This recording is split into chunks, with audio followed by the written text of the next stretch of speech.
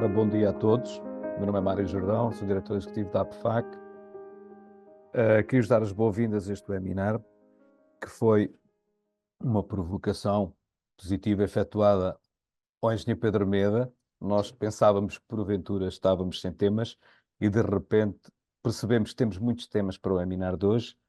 Agradeço a colaboração da APCMC e vou passar a palavra ao engenheiro José de Matos e deixarei esta ação porque infelizmente tenho que estar à distância, vou me colocar em mudo, fruto das tecnologias do século XXI, estou na sala de espera do Hospital da CUF para uma consulta, vou colocar o mute. Obrigado. Obrigado, Mário Jordão. Este é mais um evento de colaboração associativa e com o Mário Jordão e a APFAC sempre preocupados e dinâmicos com estas questões do regulamento de produtos de construção e com esta sua dinâmica ajuda-nos também a continuar a acompanhar de muito perto o que se vai passar. É uma colaboração a três, porque é uma colaboração também com o ICS e o professor Pedro Meda, que, como não podia deixar de ser, é a personalidade incontornável do regulamento dos produtos da construção. Eu hoje também quero apresentar-lhes uma outra pessoa, o meu colega, o João Pedro Begonha, que é o novo diretor-geral da Associação dos Materiais de Construção. Eu estou naquela fase de phasing out e, portanto, estou a passar a pasta. Portanto, ainda aqui estou, mas é o João Pedro Begonha que está aqui connosco, que é o novo diretor-geral e que acompanhará esta sessão, acompanhará o desenvolvimento desta relação entre a APCMC, a APFAC e o ICS e estas questões da implementação do Regulamento de Produtos da Construção. E eu passava a palavra ao João Pedro, que está aqui connosco também para dizer umas palavras antes de começarmos o trabalho propriamente dito.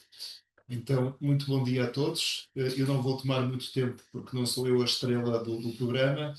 Queria apenas cumprimentá-los e pronto, e agradecer também as palavras do Dr. José de Matos e também do senhor diretor da APFAC também, com quem colaborarei no futuro, mas acima de tudo agradecer ao Sr. Professor Pedro Meda o tempo que teve também para preparar esta sessão, que já percebi em conversas anteriores que vai ser proveitosa e vai trazer aqui algumas novidades importantes para o setor. A todos cumprimento, desejo saúde, sucesso, bom trabalho, muitos negócios e vamos passar então à parte técnica. Muito obrigado. Muito obrigado, muito bom dia a todos. Quer dizer, é sempre um gosto estar aqui e ser, digamos, positivamente provocado, seja pelo Dr. Mário Jordão, seja pelo Dr. José de Matos e agora pelo Dr. João Pedro Begonha. De facto, estrelas, acho que somos todos as pessoas que estão preocupadas com a implementação do Regulamento de Produtos da Construção e a nós, enquanto ICS e eu em representação desta instituição, compete-nos fazer a investigação e levar até ao setor de uma forma muito prática e desmistificar alguns dos aspectos que têm, digamos, que estão envolvidos neste novo regulamento, nesta nova moldura legal. E, portanto, é sempre um gosto e agradeço todas as provocações positivas que a APCMC e a APFAC me fazem e fazem ao Instituto. O webinar de hoje, digamos, tenta fazer aqui uma evolução face àquilo que foram três eventos anteriores. Onde abordámos, digamos, as novidades do Regulamento de Produtos da Construção. Estávamos numa fase em que ele tinha acabado de ser publicado e, portanto, era preciso compreender aquilo que era as novidades, quais eram os desafios de implementação ainda um bocadinho em abstrato e, portanto, detalhámos ponto a ponto o que era este regulamento, naquilo que uma hora nos permite, e foi bastante denso. Depois voltámos para falar sobre algumas perspectivas de implementação à luz do que havia na altura e do que era conhecido, o que é que se poderia esperar para o setor da construção. E o último, abordámos, digamos, as decisões de implementação para uma família de produtos em específico, que foi a família dos produtos de cimento, onde incidimos muito sobre, digamos, um documento que tinha sido publicado. Hoje voltamos um bocadinho às perspectivas sobre a implementação, já com mais informação, e, portanto, o que nós iremos apresentar hoje é este working plan, o plano de trabalhos do regulamento, ou para o regulamento durante 2026 até 2029, o que é que, digamos, aqui está referido e o que é que está subjacente a este documento. E, portanto, digamos, iremos incidir muito sobre este aspecto, mas, entretanto, sobre outros que surgiram e que vale a pena também falar. E, portanto, vamos rapidamente compreender o enquadramento da nova versão do regulamento. Não quer demais relembrar o que é que muda e o que é que, acima de tudo, continua a ser a essência deste regulamento e que é muito importante não desfocar. Depois, consolidar, lá está, os princípios e as novidades. Qual é o papel do passaporte digital dos produtos para a transformação da cadeia de valor?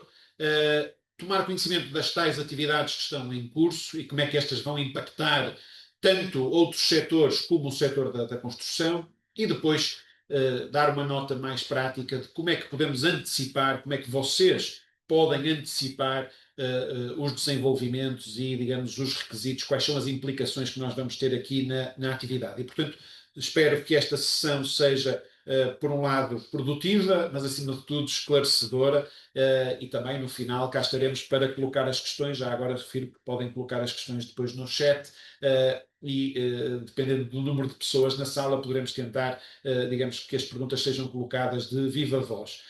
E também, para além deste webinar, teremos sempre a disponibilidade para sermos contactados para estes esclarecimentos. Ora, vamos então começar com o que é que importa recordar. E o que importa recordar é algo que não é do regulamento de 2011, é algo que vem desde 1989, quando a primeira diretiva foi publicada. E, portanto, a essência, o propósito primeiro da diretiva e agora do regulamento de produtos da construção é o que está aqui. É promover a livre circulação de produtos no mercado da União, e para isso, e para que isso aconteça, há aqui um instrumento que foi desenvolvido, que é a marcação CE, e esse instrumento, que é a marcação CE, é, digamos, acompanhado de uma linguagem técnica comum que permite avaliar o desempenho dos produtos. E, portanto, aquilo que a diretiva fez foi estabelecer condições para que existisse uma harmonização para a comercialização dos produtos da construção. E isto é fundamental porque nada disto se alterou e, acima de tudo, tudo isto, desde 1989, é um legado, e eu não me canso de dizer isto, é um legado que o setor da construção tem e que tem que aproveitar. O que é que nós temos agora com o novo Regulamento de Produtos da Construção? Temos um enquadramento numa moldura legal europeia que pretende ser mais coerente e, portanto, o Regulamento de Produtos da Construção tem que ser lido em conjunto com o Regulamento de Ecodesign. E há um outro aspecto que é importante. Mantendo o foco na produção e no comércio dos produtos da construção, o objetivo deste regulamento, do novo regulamento, é ter um maior impacto na forma como os produtos existem e vão ser, digamos, colocados no ambiente construído, nomeadamente nos edifícios, nas infraestruturas, etc. E, portanto, há aqui uma preocupação que, digamos, está muito alinhada com a digitalização de eu preciso da informação dos produtos para a produção e comércio no mercado interno, normas harmonizadas e a comparabilidade, mas também tenho que preservar ou ser capaz de preservar essa informação ao longo do ambiente construído, da vida útil dos projetos. E é por isso que surge aqui a questão do passaporte digital dos produtos, que é o instrumento digital que vem implementar a nova versão, vamos chamar-lhe assim. Não quero aqui cometer grandes erros, portanto, perdoem-me se eu estarei a ser menos correto, mas a nova versão, a versão 2.0 da marcação CE. E, portanto, há um aspecto que ainda queria referir, que é o subsetor dos materiais de construção passa a ser fundamental e a ter um papel central na cadeia de valor da construção. E, portanto, esse é um aspecto que, per si, precisa de algumas transformações no entendimento do setor, digamos, numa lógica digamos, mais estratégica e supra a legislação e regulamentação e até supra as associações que representam o setor. E, portanto, tem que haver uma percepção da visão, da necessidade de alteração da visão dos agentes sobre o papel do subsetor dos materiais de construção.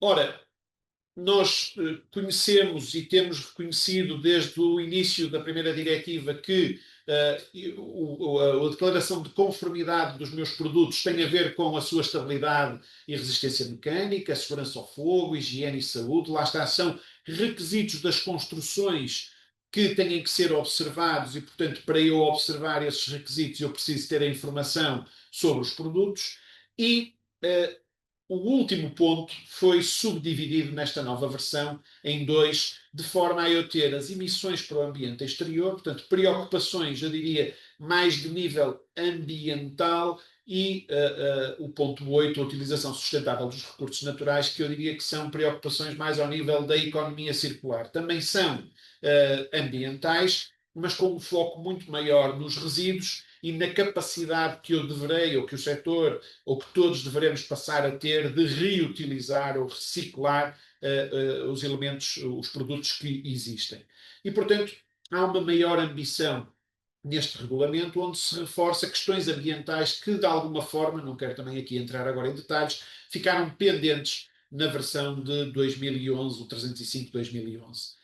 E, portanto, a nova marcação CE passará a suportar não só o desempenho técnico, que nós conhecemos muito bem, mas também o desempenho ambiental, que até agora era, digamos, facultativo e que era objeto de um documento à parte, que são as declarações ambientais de produto.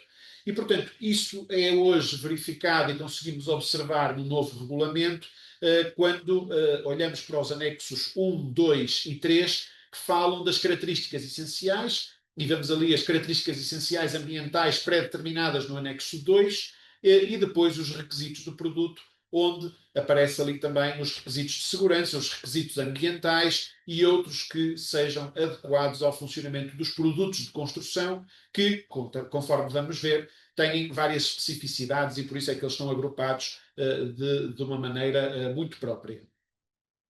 Onde é que nós estamos? Portanto, eu tenho mantido este slide e vou, digamos, avançando com aquela barrinha para a frente, também a vou mudando de cor para isto, digamos, ser diferente, mas, de facto, nós estamos a chegar a meio do ano de 2026 e estamos aqui num momento onde, de acordo com aquela versão teórica, algumas normas harmonizadas do 305-2011 já teriam de ser revogadas e já teríamos normas novas. Elas, de facto, ainda não estão disponíveis, mas já estão a ser trabalhadas e digamos, são essas novidades que eu irei hoje apresentar.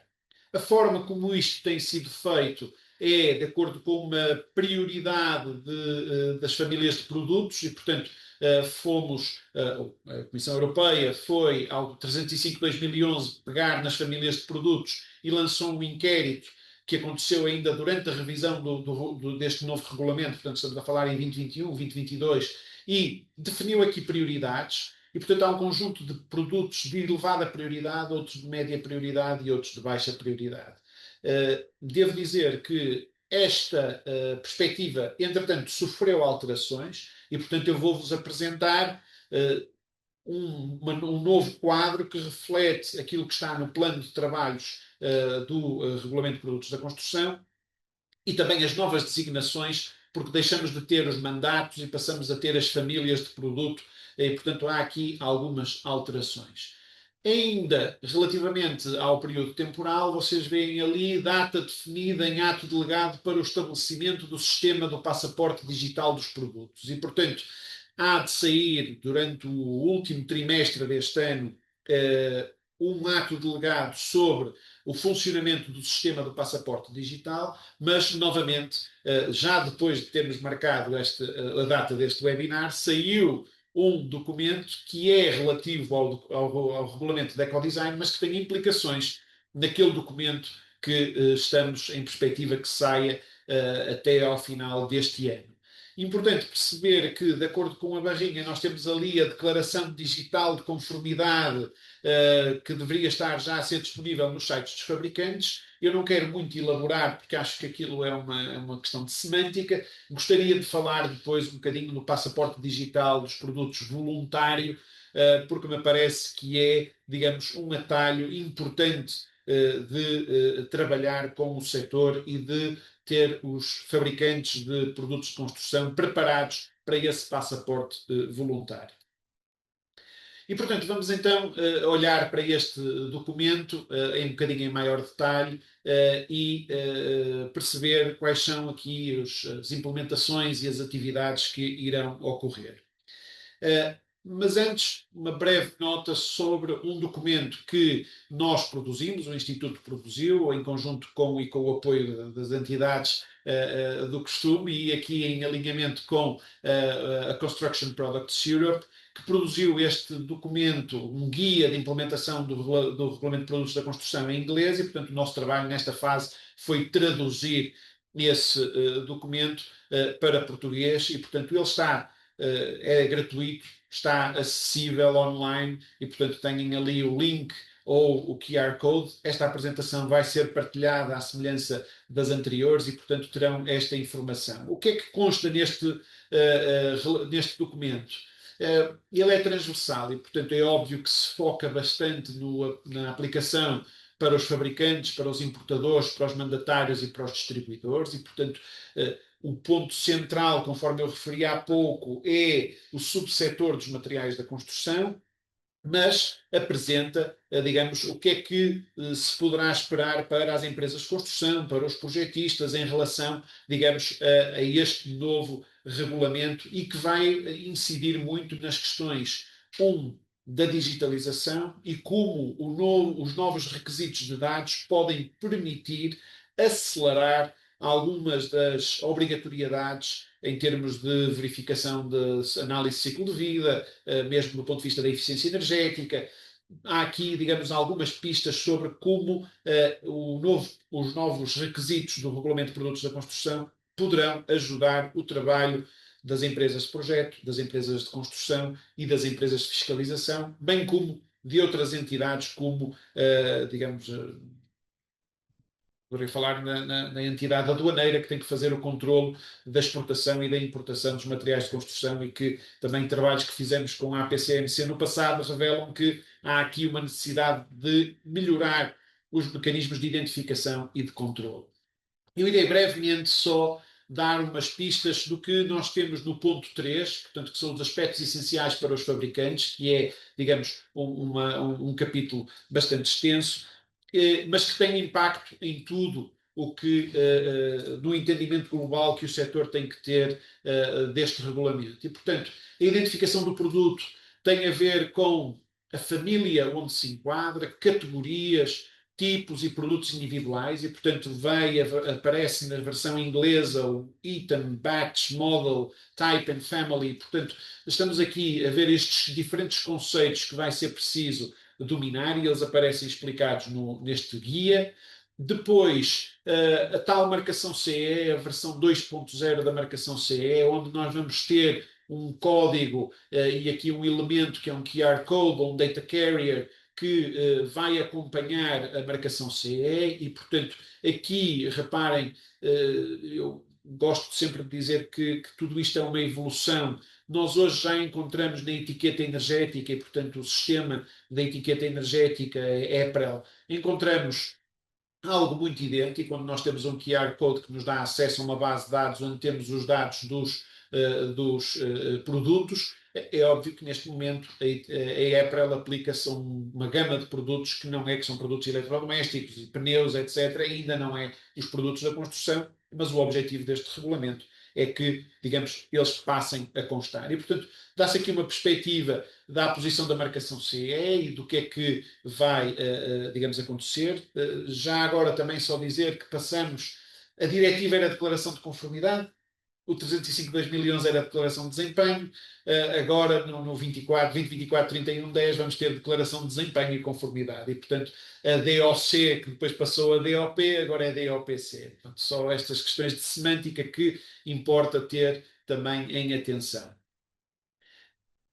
Também temos neste documento aquilo que vão ser as alterações e, sobretudo, as necessidades ou requisitos dos sistemas de avaliação e verificação, e, portanto, há aqui alterações bastante significativas, sobretudo em tudo o que tem a ver com a elaboração da documentação técnica que comprove os dados, e, portanto, essa é a preocupação para depois nós termos um passaporte que seja fidedigno, e, portanto, isto está aqui refletido, além de um aumento dos requisitos no sistema 3+, que aparece ali, muito alinhado com a questão das declarações ambientais de produto. E, portanto, digamos que depois, em cada norma harmonizada que venha a ser produzida, vamos perceber os produtos em que sistema é que se irão enquadrar, e também nesta fase eu não queria entrar aqui em muitos detalhes sobre o que é que irá ou o que é que poderá acontecer.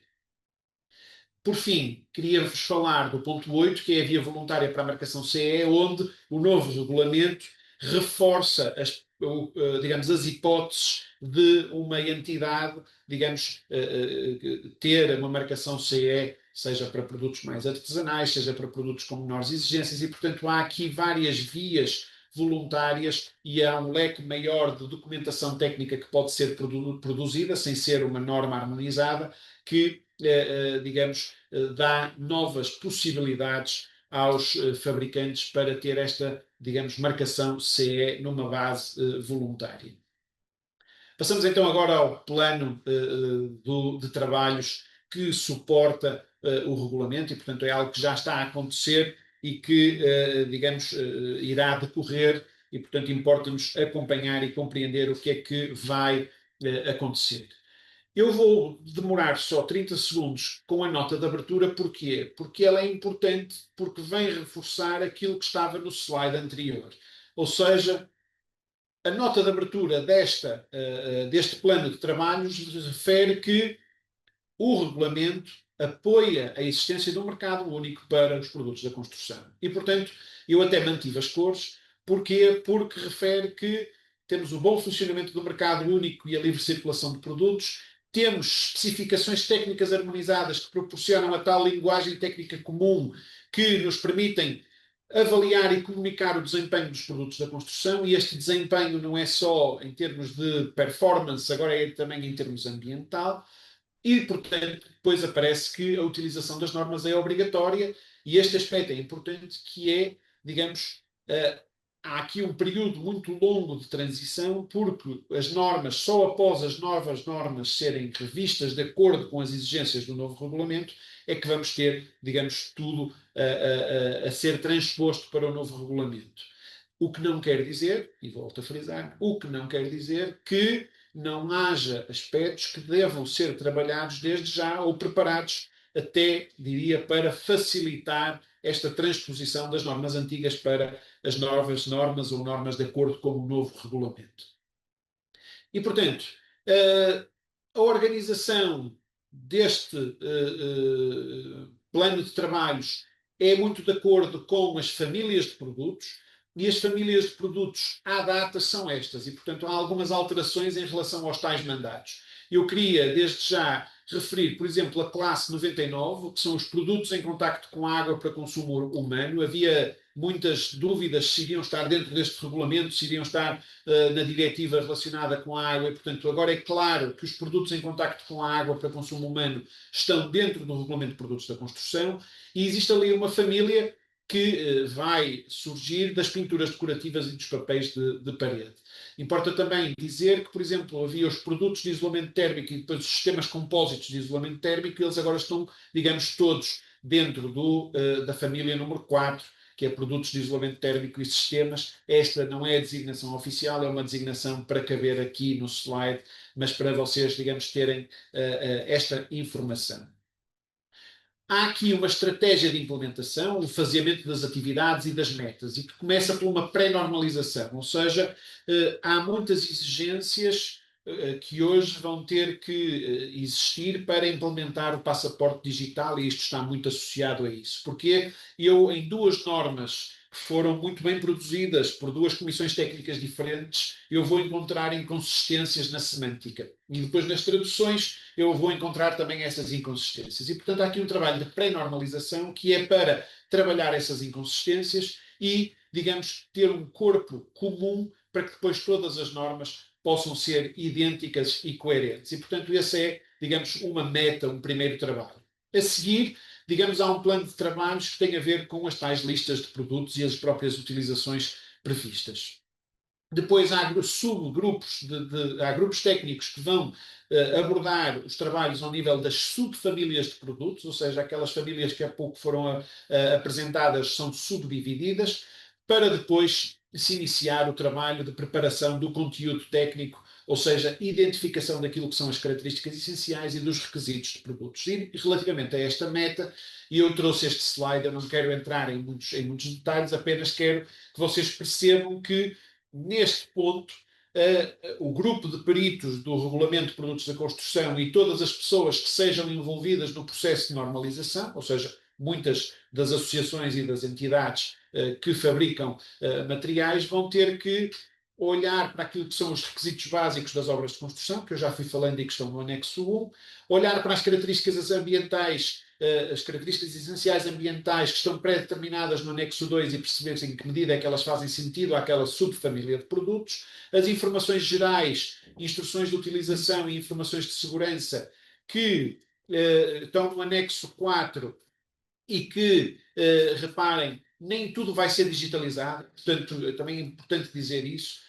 As instruções de utilização e as informações de segurança poderão, em algum momento, fazer parte, digamos, de um PDF, os próprios requisitos do produto e, lá está, qual é que vai ser o sistema de avaliação e verificação que vai ser aplicável. E, portanto, aqui nesta meta número 13 existe um conjunto de trabalhos técnicos que vão ter que ser desenvolvidos e que, em grande medida, poderão ter o vosso envolvimento se vocês já estiverem dotados do conhecimento e, digamos, do esclarecimento necessário. Portanto, é para isso que, digamos, todos nós somos aqui as estrelas deste processo. Volto à questão das metas do grupo de peritos, porque depois vamos ter aqui uma consulta final onde vai haver um pedido de desenvolvimento da norma, mas devido a todo o trabalho que já está preparado anteriormente, pretende-se que este trabalho de desenvolvimento da norma seja, de certa maneira, acelerado. E, portanto, depois temos a redação da norma e a tornar a norma obrigatória através de um ato de implementação ou de um ato delegado.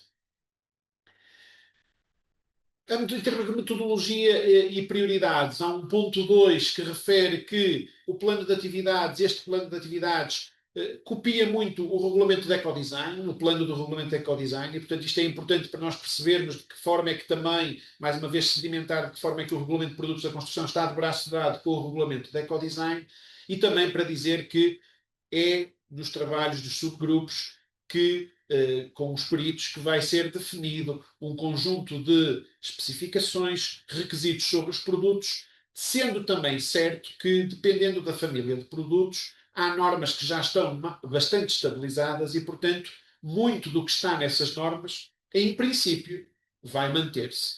Mas melhor do que eu serão vocês que trabalham diariamente a saber o que é que acham que já está perfeitamente sedimentado, aquilo que vai ter que ser alterado ou, digamos, aquilo que está em falta ou quais são os desafios. E, portanto, esse leva-nos depois a outro nível de discussão que falaremos mais à frente no final.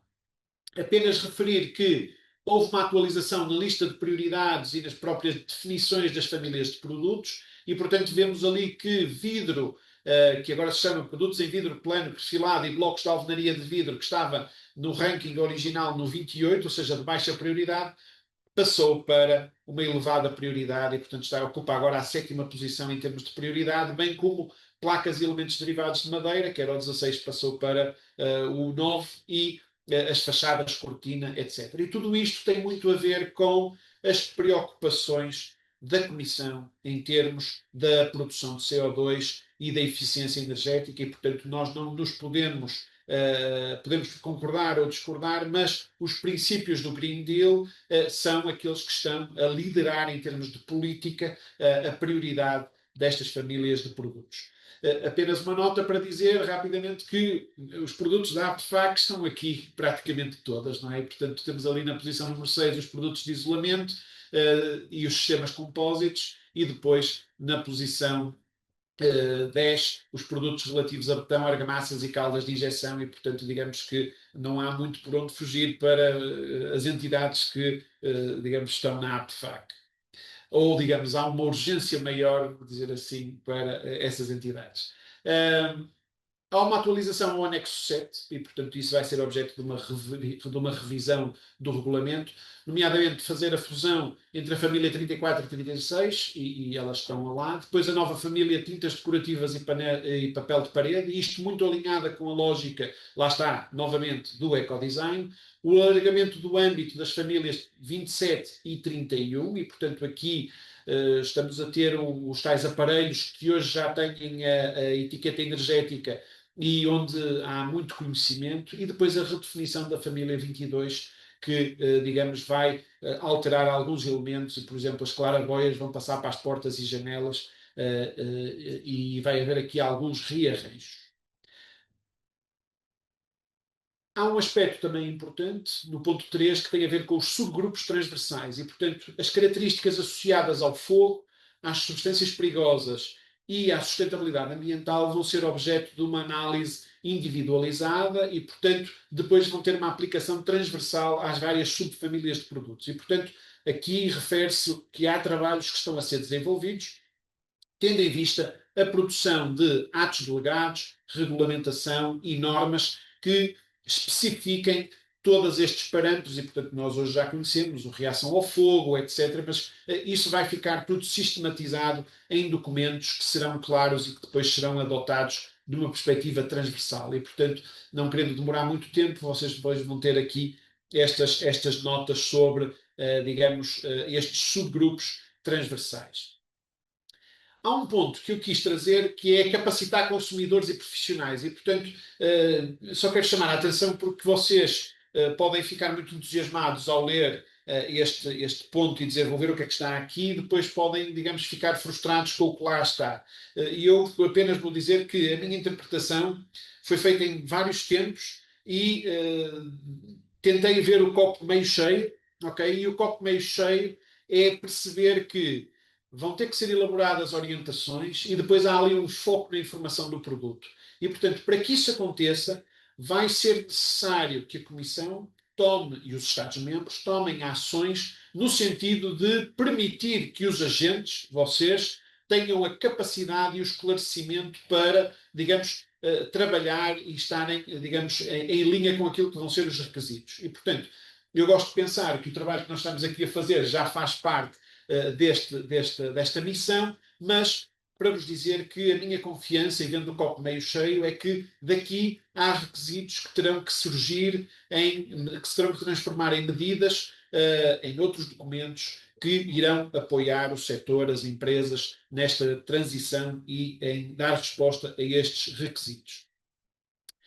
Este é um ponto de situação que eu não quero, digamos, rapidamente só deixar-vos nota e, portanto, não quero entrar em muitos detalhes, mas neste momento o trabalho de quem está no grupo de peritos, há aqui já vários subgrupos constituídos e, portanto, este trabalho está a avançar, digamos, em bom ritmo, com várias iniciativas paralelas e, portanto, há ali já aqui um ponto de situação dos milestones, onde é que nós estamos em cada uma daquelas famílias consideradas prioritárias.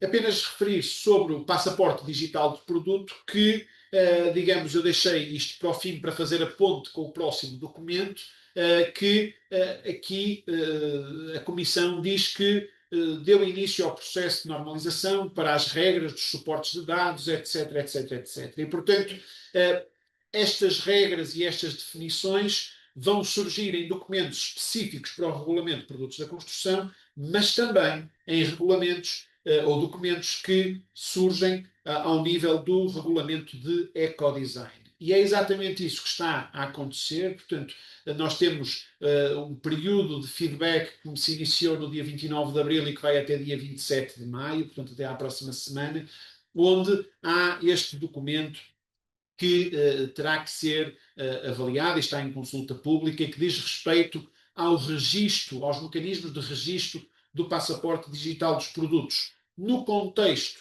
do ecodesign, mas é importante perceber que logo no artigo 1 é ali referido na linha C que os produtos da construção que estão de acordo com o artigo 76, que refere o passaporte digital dos produtos, digamos, está ali o nosso regulamento de produtos da construção. E também em cima a dizer que o regulamento de produtos da construção já faz parte, digamos, da parte dos atos delegados que competem para o passaporte digital dos produtos. E, portanto, este documento que está aqui é um documento que diz-nos, parece que não diz muito, mas diz-nos muito das implicações e dos requisitos para o regulamento de produtos da construção e para o passaporte digital dos produtos. Apenas deixar-vos algumas notas daquilo que é a estrutura deste registro, e, portanto, eu não quero aqui entrar em muitos detalhes, quero apenas que vocês fiquem a conhecer e possam ver a posteriori aqui as várias peças do puzzle, ok? Eu apenas iria dizer que há uma parte que é o próprio sistema em si, portanto, automatismos, APIs, e depois há ali a linha G, que é o repositório semântico ou dicionário de dados. Nós utilizamos as duas designações no setor da construção e que, digamos, à frente iremos falar um bocadinho. Para acompanhar tudo isto, e conforme eu disse, é muita coisa e há muitas atividades paralelas, queria-vos dar nota de um grupo de trabalho que é o GTC 24, que é um grupo de trabalho de normalização, portanto é o Joint Technical Committee, que tem em Portugal uma comissão espelho do IPQ, que é a Comissão Técnica 228, da qual eu faço parte e provavelmente muitos que estarão a ouvir também fazem parte. Eu queria vos dar nota do que é que está a ser feito nesta comissão. Porquê? Porque isso diz respeito, digamos, aqui às complementaridades. E, portanto, esta comissão trabalha ao nível do sistema do passaporte e, portanto, não está a trabalhar nos dados e trabalha ao nível do ecodesign, mas conforme vimos, o ecodesign, este documento, depois tem impacto no regulamento de produtos da construção.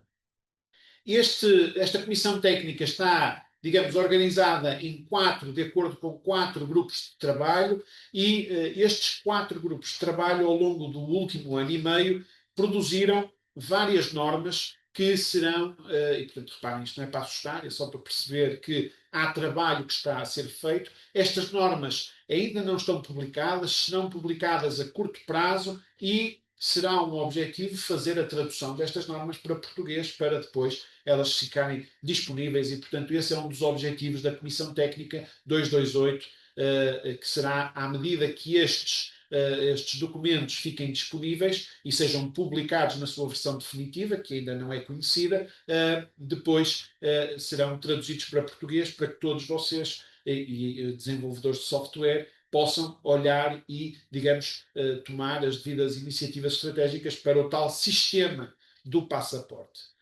Contudo, eu gosto de dizer que há um aspecto que é fundamental, que é os dados.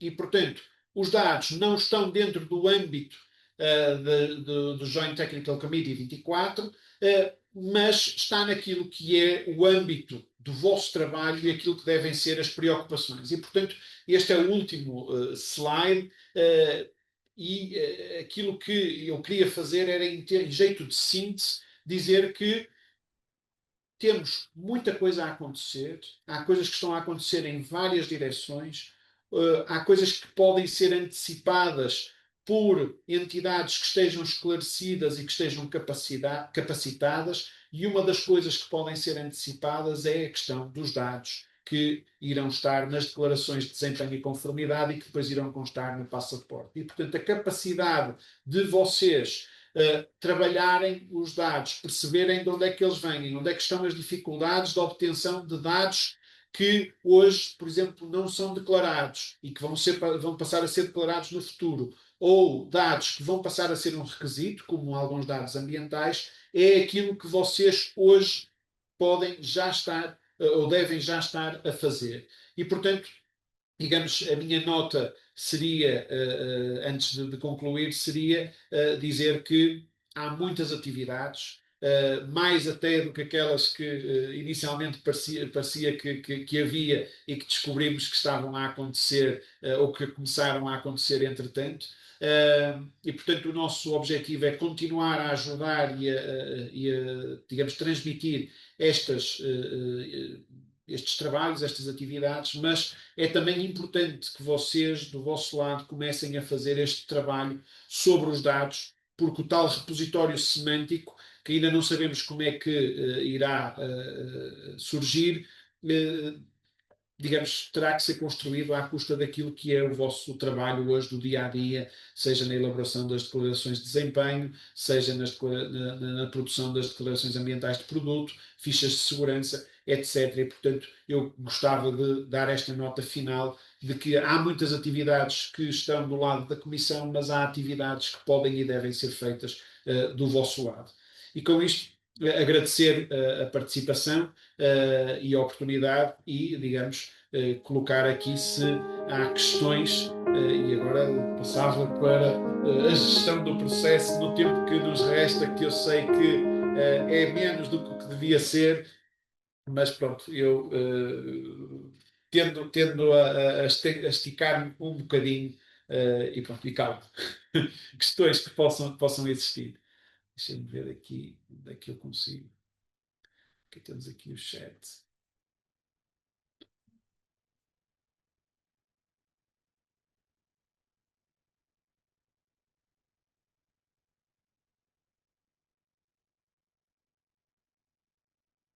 Ora, se tiverem questões, não sejam tímidos. Eu posso colocar uma questão, até rapidamente. Pela apresentação que o professor Pedro Melo nos fez e que está muito atualizada, vemos que isto é complexo. Há aqui complexidades que vão muito para além do regulamento de produtos da construção e que vão ao próprio regulamento do ecodesign dos produtos e que vão determinar um pouco como tudo isto vai funcionar. Em todo o caso, em todas estas complexidades, há duas. Uma delas, que nos preocupa muito às vezes o passaporte, como se o passaporte fosse um objeto. Isto é uma coisa que tem que se fazer, é um passaporte. Digital ou não digital, é um passaporte. Portanto, é algo concreto que tem focalizado muito as preocupações de toda a gente. Mas parece que isso é um assunto deve ser o menos, por aquilo que disse há pouco, deve ser aquilo que menos preocupa quem está nas empresas. Isto é, o passaporte em si não é o problema, porque os documentos técnicos, como acabou ainda agora de apresentar, e até daquela comissão que faz parte, estão a tratar de normalizar todos esses aspectos relativos à questão técnica, às questões técnicas do passaporte, e que são para as entidades que se ocupam dessas questões técnicas e tecnológicas, chamemos-lhe assim. Por parte das empresas, esse não será o problema. Basicamente, não será esse o problema. É claro que as empresas que fazem software para projeto, quem tem os marketplaces, quem desenvolve APIs para fazer diversas aplicações, de orçamentação, disto, aquilo e daquilo, claro que estará preocupado em acompanhar os desenvolvimentos técnicos do passaporte, portanto, as características desse fecheiro e outras. Mas para as empresas do setor, não será esse propriamente o problema. Segundo eu percebi. O problema tem mais a ver com duas outras questões. Uma é ter dados e ter os dados organizados, quer estes que já são os habituais que as empresas deverão ter, mas que nem sempre todos declaram, porque as declarações de desempenho, de conformidade, desempenho, agora só desempenho, serão depois de desempenho e conformidade, não são exaustivas sobre as características de produto, e, portanto, há muitas mais características dos produtos que as empresas, umas utilizam nos seus catálogos e divulgam, outras nem por isso, porque não consideram tão importantes, as outras que são obrigatórias, mas o passaporte vai vai abranger muito mais coisas. Certo. Muito mais coisas. Umas que são sobre formato digital, as outras que são os PDFs que vão ter que ser feitos com instruções, normas de segurança, etc, etc, etc, etc. E essa informação, esse é um problema das empresas. Isso. Porque quer informação que já têm mais ou menos, mas que não está devidamente organizada e em suportes adequados. E que vão ter que preparar para quando chegar à altura do passaporte digital, esse não ser um problema. E o outro que é as questões da semântica, as questões da classificação. Não sei se o Sr. Pedro Meira quer dizer alguma coisa sobre isso, porque essas é que são preocupantes, se calhar agora vão chamar coisas diferentes àquelas que eu estava habituado. Isso. Certo.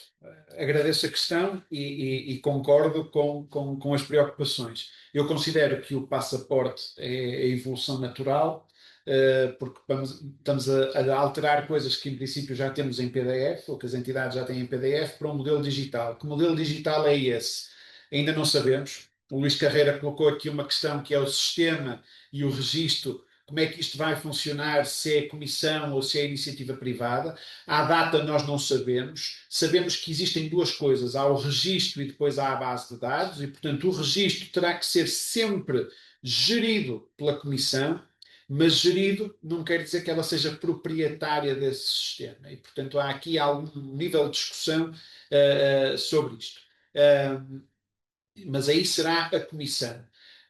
As bases de dados, os tais registros semânticos ou repositórios semânticos ou dicionários de dados, ainda não temos um modelo de negócio como é que isto vai funcionar. E, portanto, não sabemos se vão ser entidades privadas, se vão ser totalmente privadas, se vão ter que ser, são privadas e licenciadas, se têm o tal repositório ou se só têm as APIs para divulgar o sistema, nós isso ainda não sabemos. Mas, de facto, isso está na Comissão para decidir e, portanto, é uma incógnita. Aquilo que nós sabemos é que os requisitos do passaporte vão ter que ser maiores do que aqueles que hoje são declarados pelas entidades. E, portanto, a questão dos dados, trabalhar os dados, perceber que dados é que fazem sentido, é um trabalho que pode começar desde já. E, portanto, é um trabalho que nós temos até vindo a realizar no âmbito de parcerias com algumas entidades, onde olhamos para as normas existentes e percebemos de que forma é que as propriedades que lá estão, na realidade não é uma propriedade, são duas,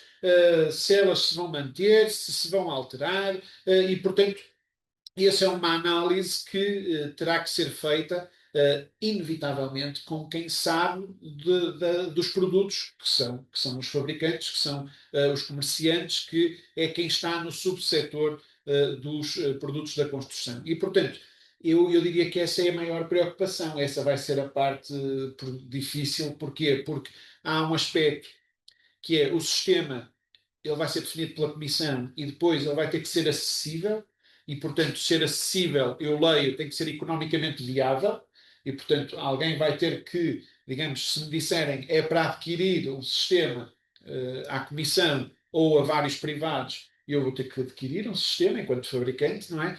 Mas ele vai ter que ser, digamos, acessível e, portanto, isso é um problema da Comissão. O problema dos dados é um problema das entidades e, portanto, eu diria que concordo com essa visão, porque de facto é preciso fazer um estudo das normas existentes, do que hoje é declarado, do que não é declarado, e perceber que muitos dos requisitos não são assim tão difíceis. Ou seja, eu costumo dizer, um dos requisitos vai ser o peso do material. Eu acredito que grande parte das entidades até nem declara o peso, na declaração de desempenho não está, mas sabem o peso do material. Não é? E, portanto, essa é uma propriedade que é simples de passar a ser, digamos, divulgada e penso que não vai causar stresses. Já a composição, para algumas famílias de produtos, é um exemplo que eu dou sempre, para algumas famílias de produtos a composição se calhar não é um problema divulgar, para outras se calhar é algo sensível porque tem a ver com o segredo do negócio e portanto aí também vai haver e este documento que eu falei sobre o registro fala ou digamos tem algum tempo onde dedica algum tempo a especificar os vários papéis. Porquê? Porque nem todas as pessoas vão ter acesso a todos os dados do passaporte. E, portanto, há dados que são mais sensíveis e que poderão ficar confidenciais ou menos acessíveis a um conjunto de pessoas. Ok? Quanto aos ABS, o quadro indica que o sistema 3 inclui a amostragem por organismo notificado, o que é novidade, é mesmo assim, é. E, portanto, há alterações significativas decorrentes da necessidade de eu ter incorporado na marcação CE e nos sistemas de avaliação as características ambientais. Okay? E, portanto, as declarações ambientais de produto vão ter que, ou digamos, os sistemas, desculpem, os produtos que se enquadrem no sistema 3+, vão ter esta obrigatoriedade e, portanto, isso é uma transformação que surge nesta nova versão e que está explicada com maior detalhe no documento que eu mostrei. Importa dizer, já agora, Força, porque também é um assunto. Eu vou dizendo, eu estou à espera de mais perguntas, mas certo. Nós vamos ter, entretanto, uma obrigação relativa mais rápida sobre questões ambientais, que é o CO2. Certo.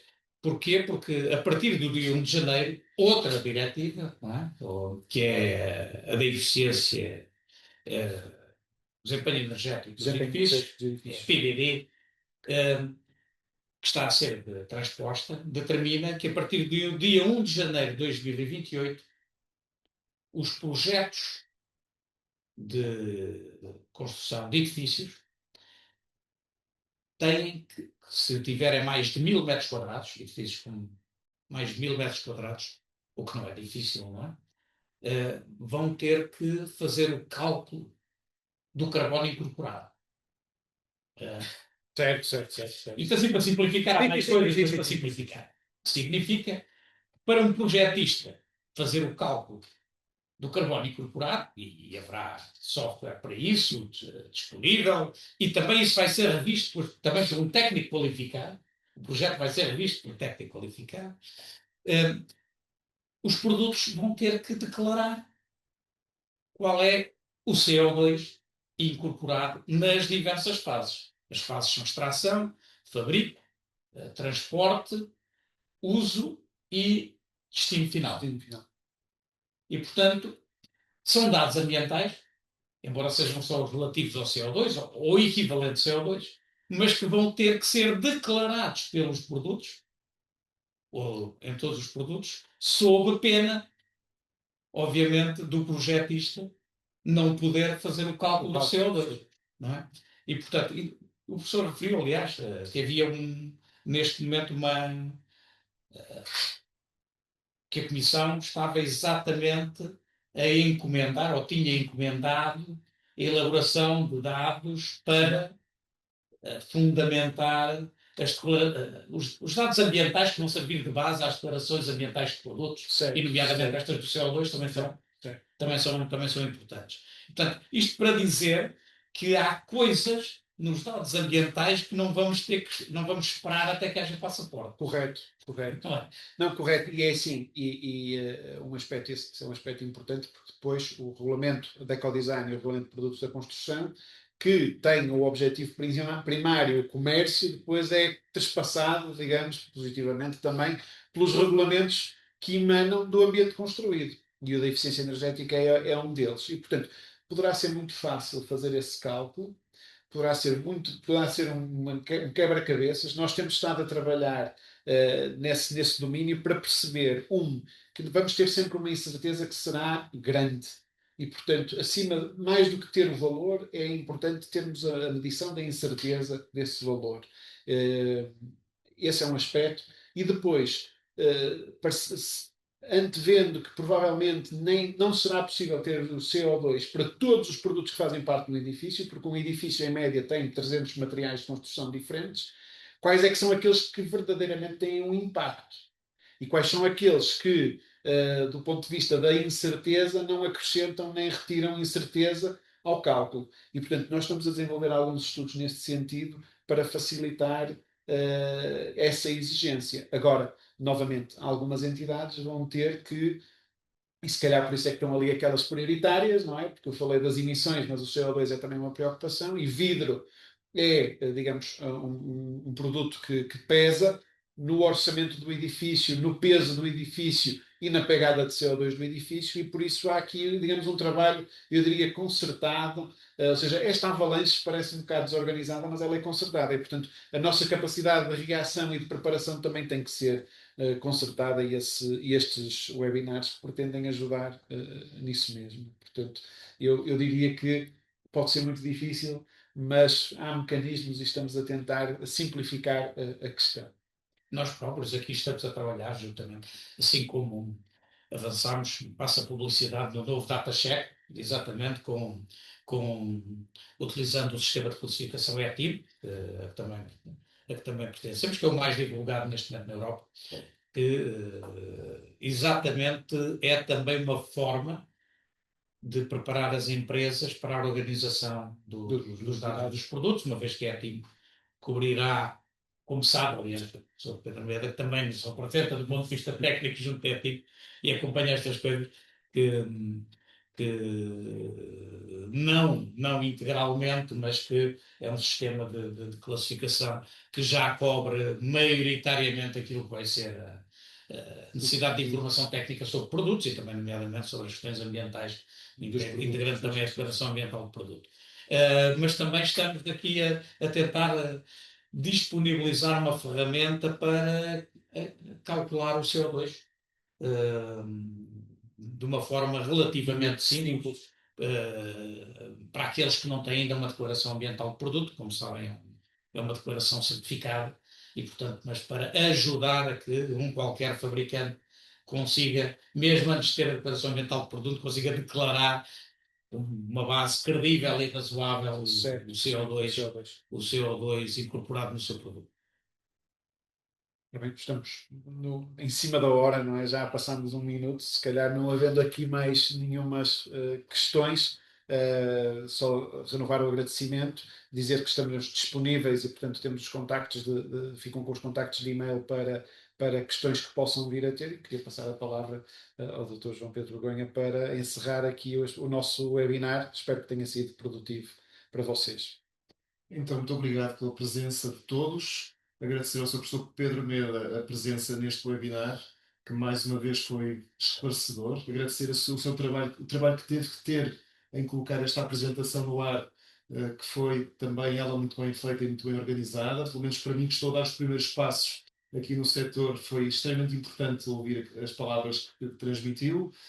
E dizer a todos, portanto, agradecer de facto também o desafio para organizarmos este webinar em conjunto, e dizer-vos também que, naturalmente, estaremos atentos a qualquer evolução neste sentido ou em outros que faça sentido também desenvolver novas webinars ou novas formas de passar a informação que seja útil a todos os que estão aqui presentes. Portanto, agradecer muito a vossa presença em bloco e desejar a todos bom trabalho, saúde e negócios, mais uma vez. Obrigado. Muito obrigado e até uma próxima. Obrigado. Bom dia.